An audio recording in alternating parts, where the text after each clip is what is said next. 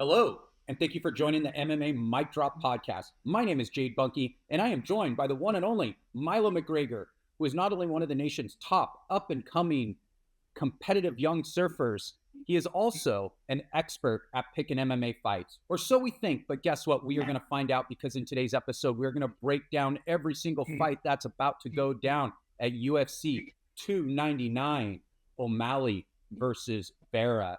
Milo, this is an absolutely stacked card. I mean, I'm kind of blown away by how stacked this card is. It's one of the best cards I can remember in quite some time. How would you grade this card? If 11 out of 10 was possible, that would be it. This is the best card I've ever seen. And people are complaining. People are complaining that it's so good, actually. That's pretty crazy. I know. Isn't that fascinating? People are complaining, and I think that's a little bit of psychological displacement due to some people that are disappointed that, UFC 300 didn't have some of the fights for which they were looking forward. And this fight card, just exceeded all sorts of expectations. So, yeah. It's absolutely insane. I'm super excited. So let's get right into it now. Before you tell me who you think is going to win, now I know, when you're out in the water, you've chatted with Cheeto from time to time. Yeah. So it's going to be hard, I think, for you to be objective. But who do you got in this fight? I think Marlon's going to beat him in the first 10 seconds of the first round. Yeah. Is that your objective assessment? That's just straight bias. Yeah, I'm just being biased. Okay. Yeah. Okay. So unbiased, if you can, what do you think's going to happen? I think it's just going to go to the later rounds, probably. I think I could see Cheeto winning again just by doing the same thing that he did, just kicking the legs and just keeping the distance until he gets kind of tired and then just finishing him maybe round 4 or 5. So you think Cheeto by round 4 TKO? Yeah. Yep. Yeah, accumulation of leg damage and then puts it on him in the last couple of rounds. Yeah. Now, it's interesting you said that because when you look at Cheeto, one of the things that he does is he comes to life in later rounds. I mean, he's better in the later rounds than he is typically in the early rounds. And the interesting thing about him, I think what does he have? 18 finishes out of like 23 wins. I mean, it's something pretty crazy. He's got really good power. He's got, a good submission game. And, it seems like it's just he gets the right opportunity at the right time in most of his fights, and he's dangerous. But here's the thing that's interesting. I think SeanO'Malley's a lot better than he was when he fought, right? When they fought the first time. SeanO'Malley, that was almost 4 years ago. And I think if they made a rematch right away, I think Cheeto would win, I think fairly easily. But SeanO'Malley showed me something recently. He's finally faced good competition against Petr Yan, and Aljamain Sterling. He's also he knocked out Sterling. He, was a controversial split decision against Yan. But he keeps making improvements. His takedown defense is getting better. He's bulked up a lot more. He's not that skinny kid anymore. So I think this fight might be a little bit different than just a simple rematch because, there's been some time that's passed. Now, yeah, I agree. Yeah. So is that why you're taking it maybe in the later rounds as opposed to maybe earlier? Yeah. I could see Sean just knocking him out, even though he's never cheated but never knocked out before because he's so powerful. But I don't know. Yeah, it's a tough. This is a little trickier, and it is an interesting matchup. And Cheetah's been around forever. You think he might be older, but I believe he's only like 30 or 31, so he's not old. And but it's interesting. His only 2 losses since that fight have been to Jose Aldo and Corey Sandhagen. And I think it was that Sandhagen fight where he looked a little less urgent than normal, right? And I think a lot of people started to wonder, was Cheeto starting to fall off a little bit? And I think that's watching that fight, that's a fair question to ask. But I think it's also, you got to recognize the level of competition that Corey Sandhagen actually is. So I don't know if he's fallen off or that, he just continues to take, his time and waits for those perfect moments, because we've seen him do that in other fights. He waits till that, when he head kicked Dominic Cruz, he was just kind of waiting, and then his moment came, and oh my God, did it come? I mean, it was pretty insane.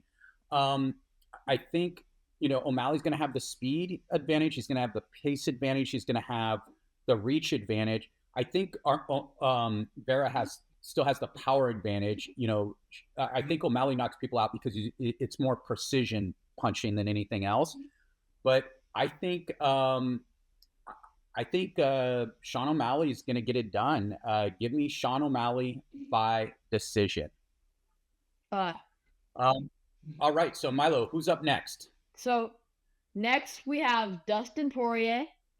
He has 29 wins, 8 losses, 14 TKOs, 8 submissions, and 17 decisions. And then we have Benoit Saint-Denis. He has 13 wins, 1 loss, 4 TKOs, 9 submissions, and no decisions. This is a crazy fight. I mean, this one's absolutely nuts. And I think this is one of the ones that I think where people became a little more upset about 299 was, why can't we have this fight on UFC 300? Yeah, UFC 300. Yeah. This is a crazy, this is an incredible matchup. It's so intriguing. What are your thoughts? I think Benoit's going to get it done. I think Poirier is getting to the age where he's going to start to get slower.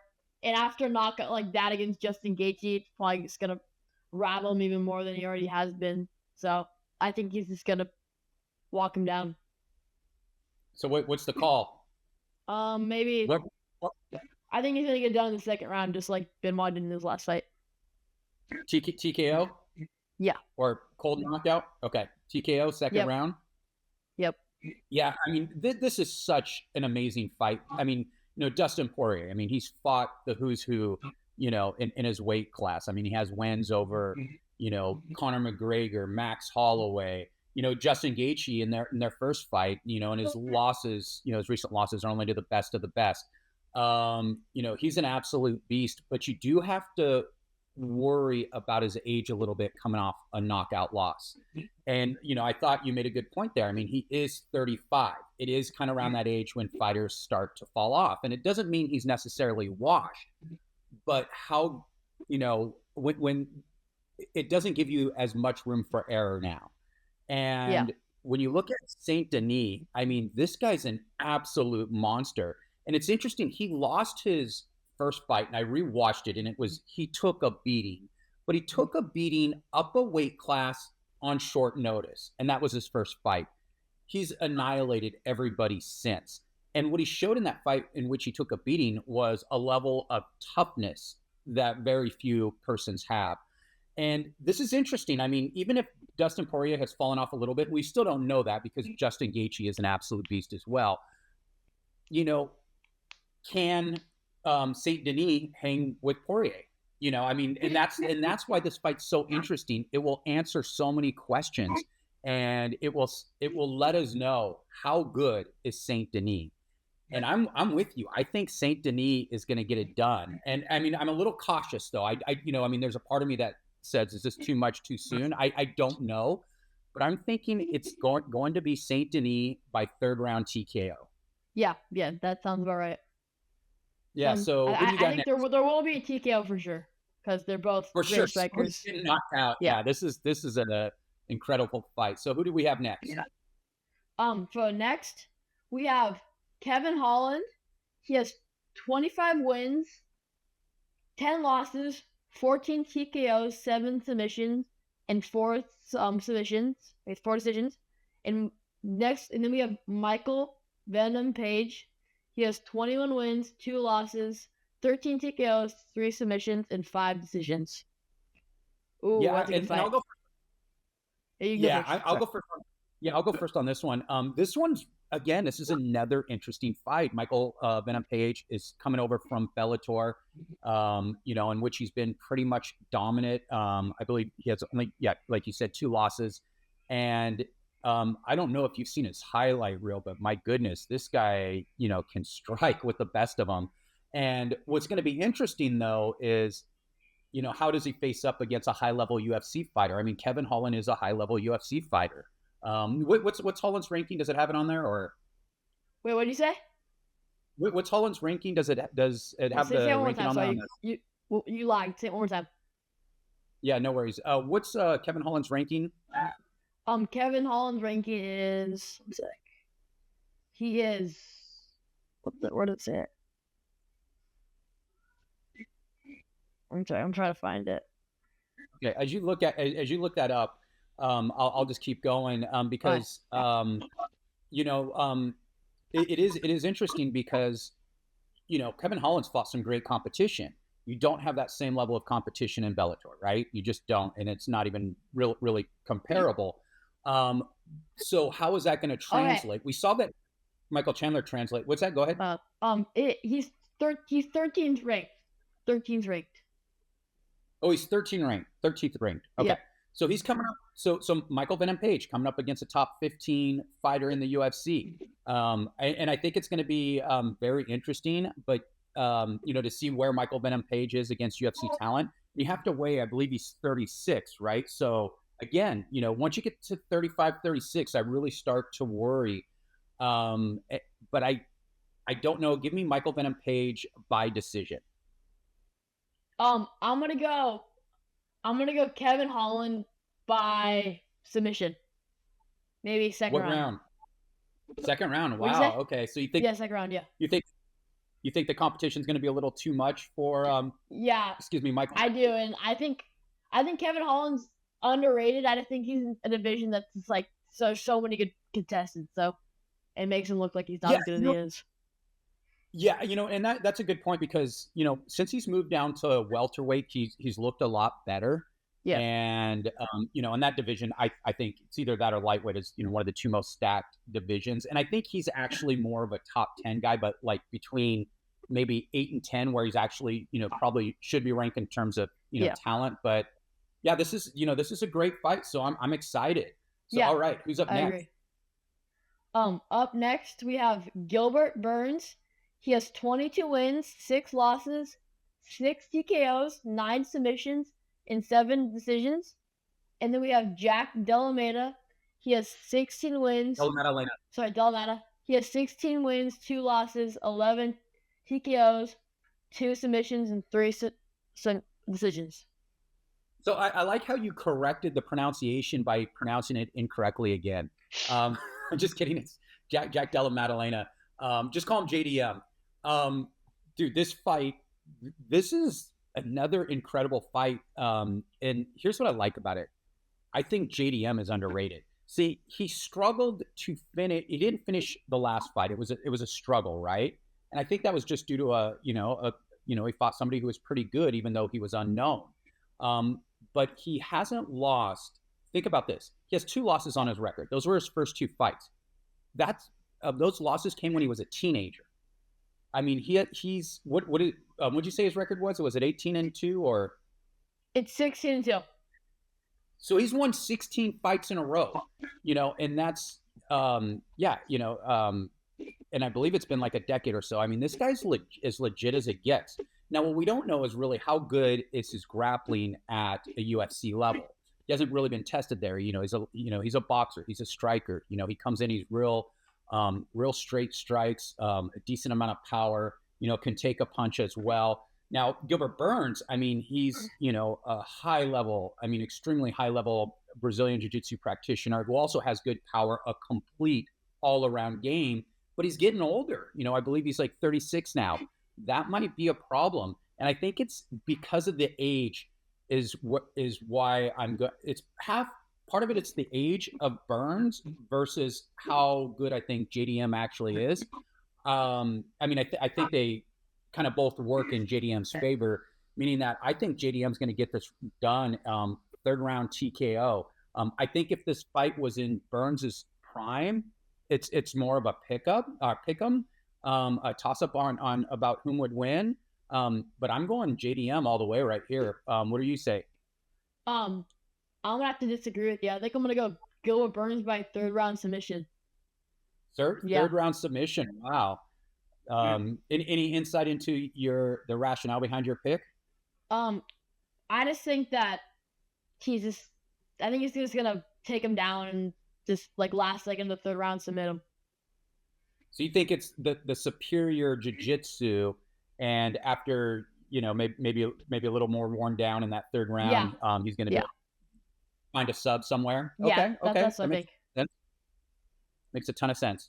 All right, who's next? We have Petr Yan versus Yadong Song. Song Yadong. Song Yadong.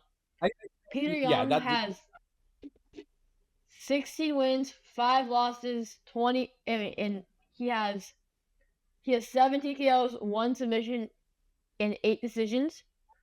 And then Song Yadong has 21 wins, 7 losses, and 1 no contest.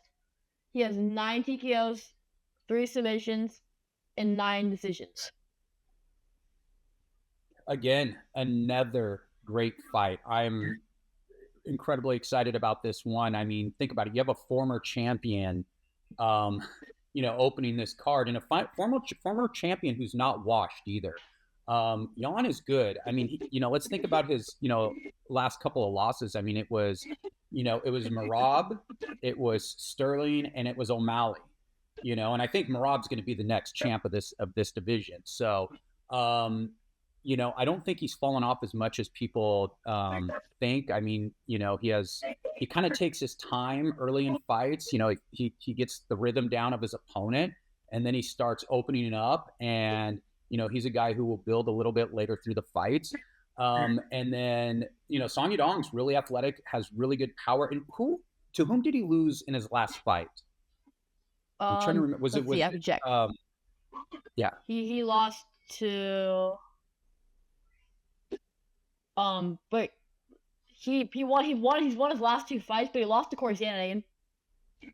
Sandhagen. Who did he beat in the last fight? Chris Gutierrez. Gutierrez, that's right. Okay. I'm trying to think. There was a recent fight. Yeah, Gutierrez. Yeah, no worries. There was a fight where he didn't look as good as I thought he would look, and I was a little disappointed in that. I'm trying to remember if that was that fight. I can't remember off the top of my head. I think it's still a good matchup. I think Petr Yan is going to remind people who he is. Give me Yan by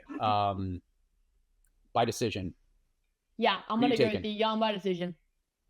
Yeah, that's a good fight. Yeah. And you know what I think it was? I think my disappointment was actually not with Song Yadong. It was with Ricky Simone, who I thought had a better shot against Song. That's right. So that's what it was. All right. So the top prelim fight is Curtis Blaydes versus Jailton Almeida. Curtis Blaydes has 17 wins, 4 losses, 12 TKOs, no submissions, and 5 decisions. And Jailton Almeida has 20 wins, 2 losses, 7 TKOs, and 12 submissions. It is unbelievable that this is a prelim fight. When they first announced this, I thought this was a co-main event. I was excited. I think the winner could fight for the title against the interim title against Tom Aspinall. I mean, Jailton Almeida. So he started in the UFC as a light heavyweight. He was just massive. So then he stopped cutting, and he just, he's still like a decent sized, heavyweight. He comes in, I think, around 238 or so. Curtis Blaydes, and let me go back to Almeida. Almeida is an exceptional Brazilian jiu-jitsu practitioner. And what he does, he shows a lot of maturity in his game. He doesn't rush. He's really good at controlling position, transitioning into the next phase, and really controlling his opponents until he locks in a sub. I think there's a lot of people who are a little disappointed in the Derek Lewis fight. I mean, because he had him in full mount and then stood up, and that was, why were you unable, a lot of people are like, why were you unable to finish, Derek Lewis when you had him in such a dominant position and so forth.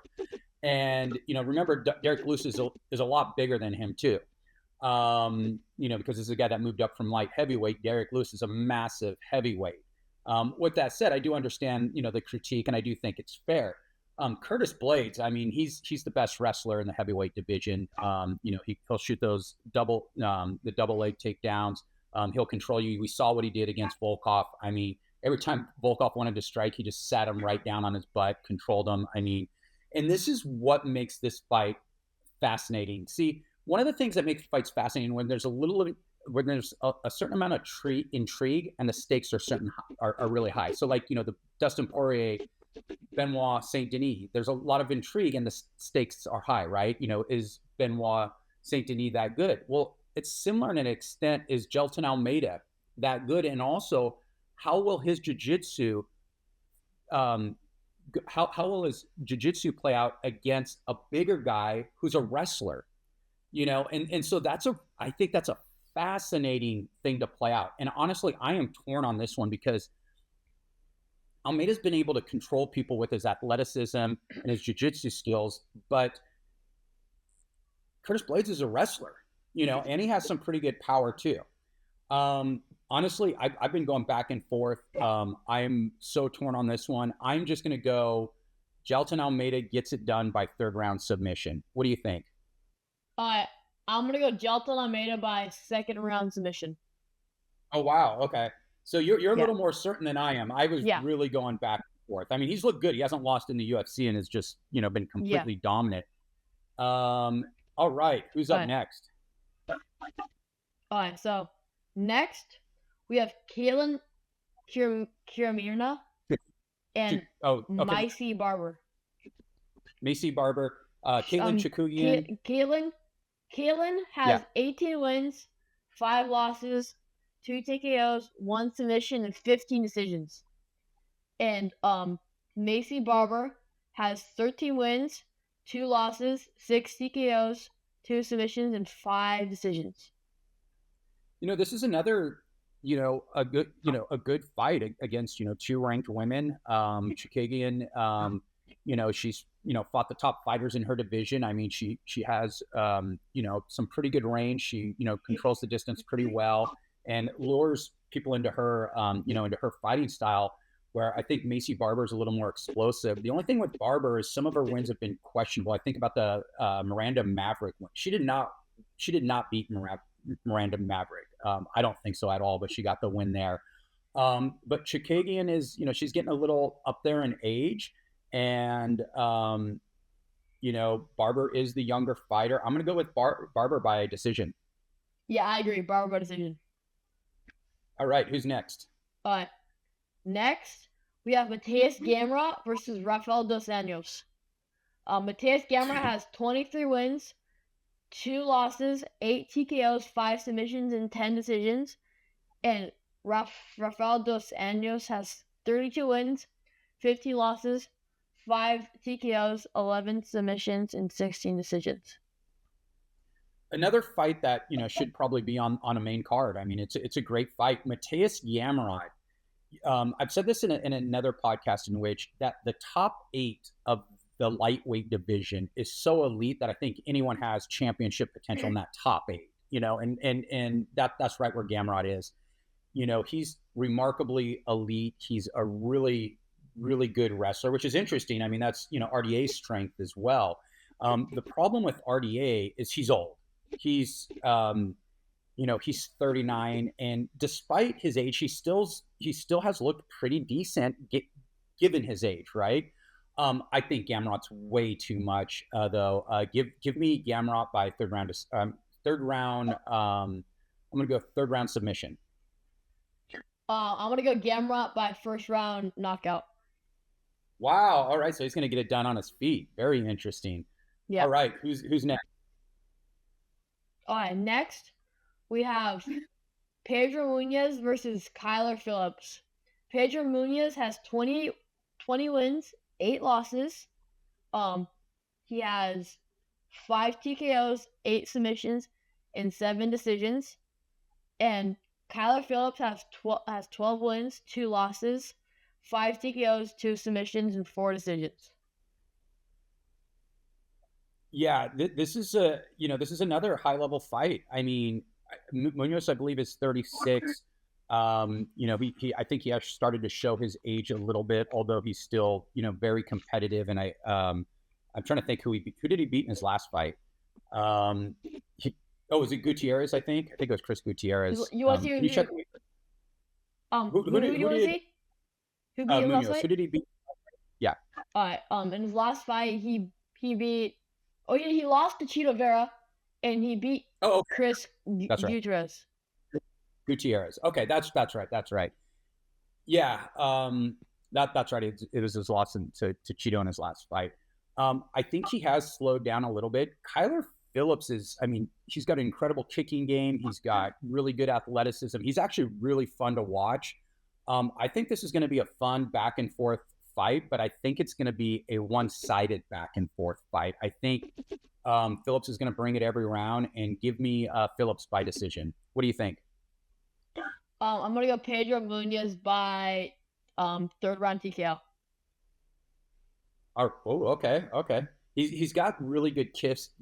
He's got really good kicks, and he can definitely you play around in that outside game a little bit as well, and wear somebody down by that that third round, and neutralize somebody else's power and so forth. All right, who's next? All right. After that, we have John Cutelaba versus Ian. I have dirt on my screen. Ian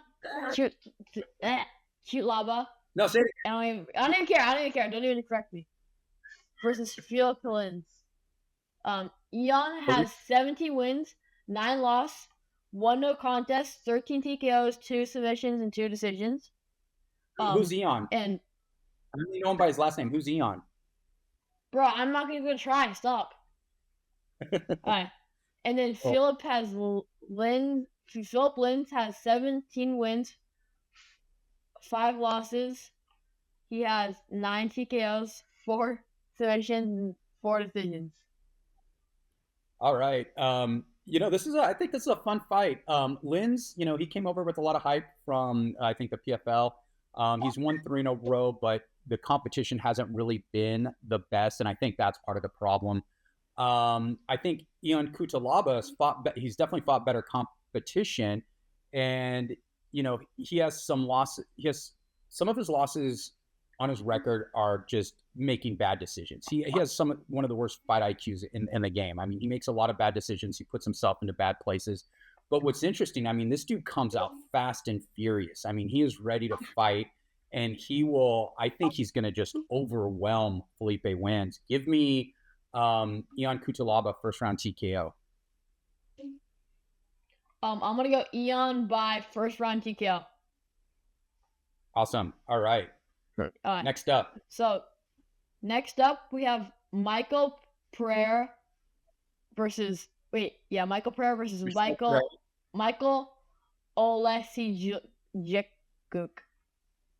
Michael Pereira has 29 wins, 11 losses, 11 TKOs, 7 submissions, and 11 decisions. Did he just fight not that long ago? Yeah. He just moved up to middleweight and was incredibly impressive. Yeah.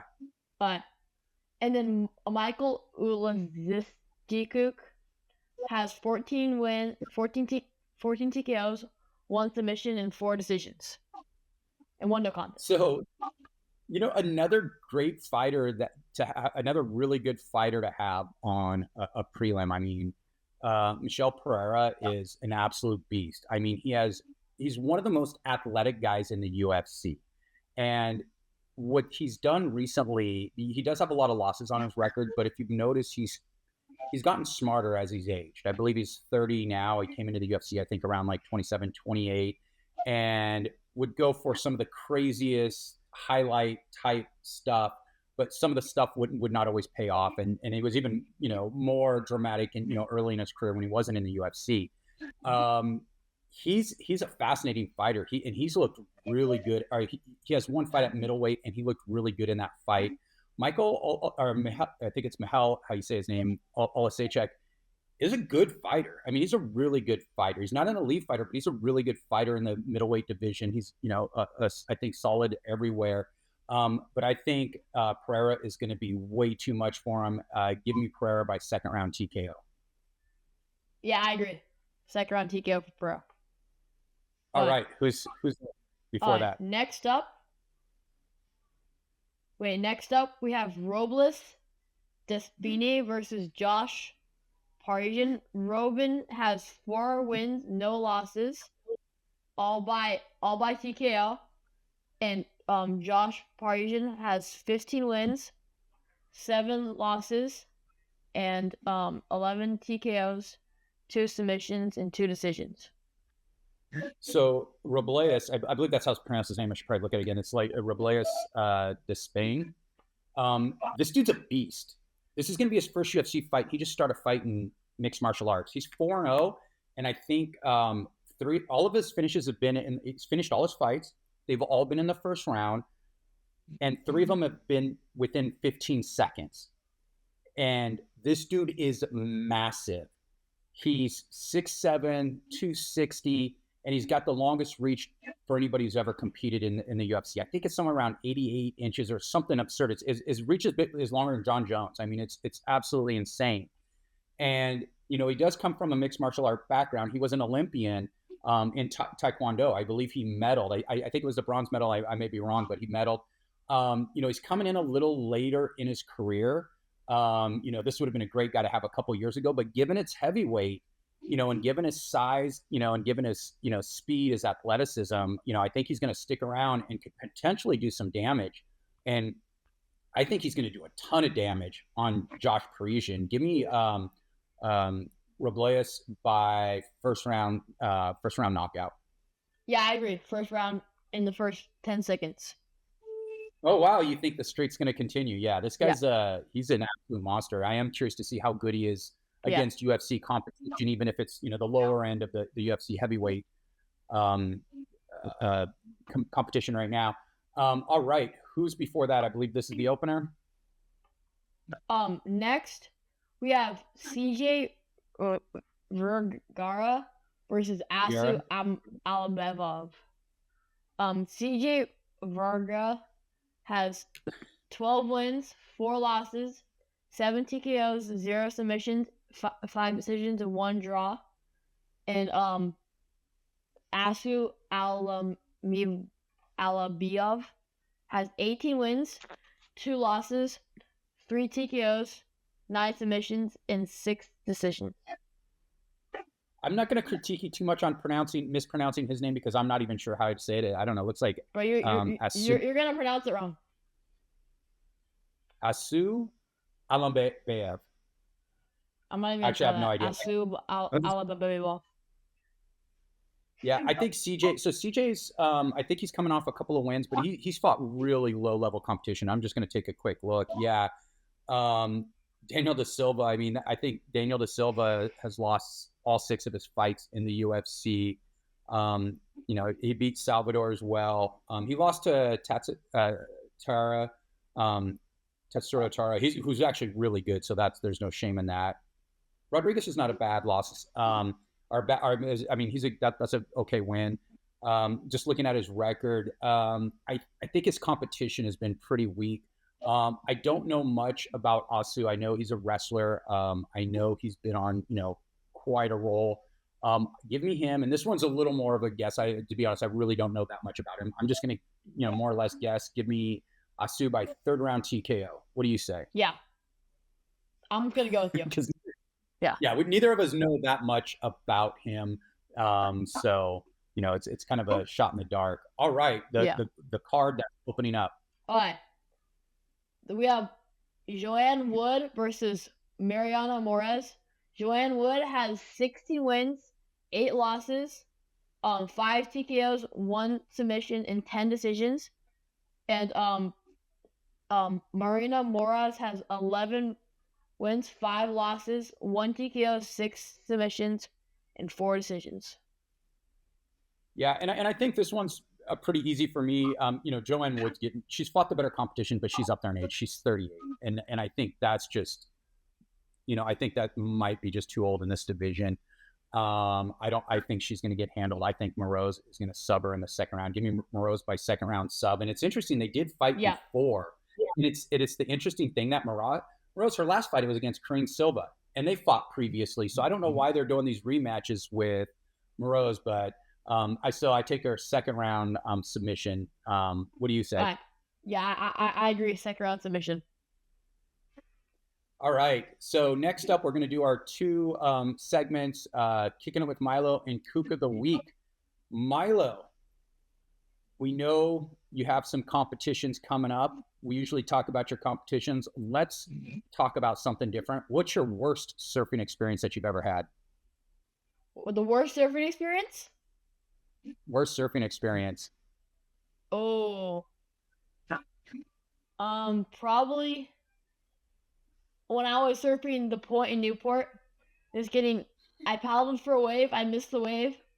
I look at the back, and there's probably like a 15-foot set that just lands on my head, and it broke my board in like 100 pieces, and then I'm just going. But yeah, that was pretty bad surfing experience. Well, you know what's funny? So for those of you that don't know, the Newport Point is, in Orange County, and when it's on, it's the heaviest wave in the county. It gets good, and that's always been my favorite wave. And it wasn't a huge day, but it was pretty big. It was it was like 6 to 8 feet solid. This was about a year ago or 2 years ago, a year and a half ago. I just got back from Hawaii. I was in Hawaii for 2 months. And I'm feeling confident. You surf a couple, some spots that are a lot more powerful than you get anything in California. Having fun, I was so overconfident. I remember I'm paddling, and there's it's an 8-foot set. I'm like, no big deal. And I duck dove in a way. And for those of you who don't follow surfing, that's when you put your board under the wave and you try to just go under it so you don't get completely annihilated. And I did it so easily. I didn't even so lazily. I didn't even put my board I didn't even go too deep, and I got slammed about as hard as I've been slammed in over a decade. And I've been over all over the world, surfed, a bunch of different places.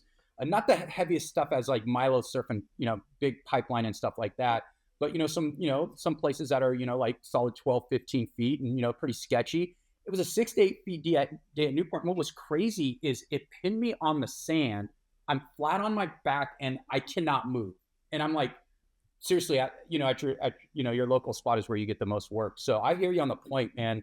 We get comfortable there because that's a spot, we surf. But when it's on its day, that's scary. And that wasn't even 15 feet like when you had it, you got slammed. So yeah, the board, my board didn't break. It was just my body that broke. Yeah. All right. So next up is the Kook of the Week. Who is the Kook of the Week? Ooh, Kook of the Week. Oh.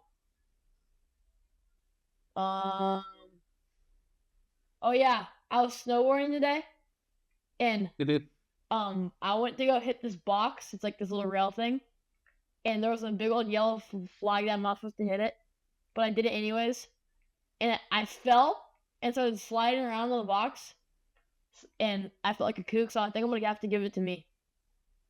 Oh wow, Kook of the Week. Wow. Did you surf before you ended up driving up to the mountains and did you do both in one day or just snowboard today? I went with my friends. Okay, so you just went snowboarding. You didn't surf in the morning. Yeah. Awesome. Yeah, that's pretty funny. My Kook of the Week, I'm gonna give it to Shamel Gavia. Who lost in the last main event against Rosenstrike. I mean, the way he lost, which was problematic. He has all these intrinsic qualities. I mean, he's a good athlete. He's a big dude. He's actually got some, pretty quick movements. But where's the cardio work? I mean, he was gassed in the second round. There were some other holes in his game. It's too bad he came into, MMA so late. I mean, because he has some interesting skills that, could probably, or some, like I said, some intrinsic qualities that can translate pretty well to high level MMA with enough training and enough experience. And, he's just a little too old now, but, really the gas tank. So he's my Kook of the week for not doing enough cardio work.